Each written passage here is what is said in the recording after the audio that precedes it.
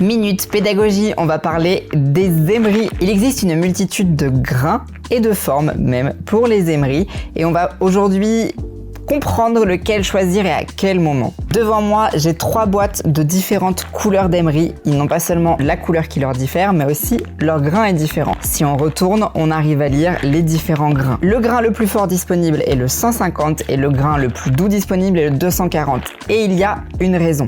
Je vais vraiment utiliser un grain différent en fonction de l'étape sur laquelle je travaille et je suis. Le plus fort, le plus abrasif, je vais l'utiliser uniquement dans le cadre de remplissage quand j'ai besoin de juste retirer ma couleur et que je veux pas trop abaisser ma matière. Dans ce cas-là, je vais utiliser les émeries roses qui vont être très rapides, très efficaces et qui vont limiter la chauffe surtout puisque le grain est très abrasif. Dans le cadre d'une mise en forme, c'est-à-dire qu'on a posé notre gel et on veut juste limer la surface de l'ongle pour qu'il soit précis, je vais utiliser les verts, les grains 180. C'est le grain parfait pour à la fois lisser la surface sans perdre trop de temps et en même temps ne pas retirer trop de matière. On va retirer les lunettes parce que j'ai l'impression qu'on ne se voit pas. Et il reste donc les grains 240 qui eux sont faits uniquement pour l'ongle naturel.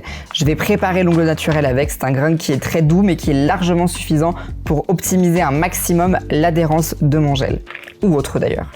Et sachez qu'il existe aussi tous les émeries en mini, exactement comme ceci.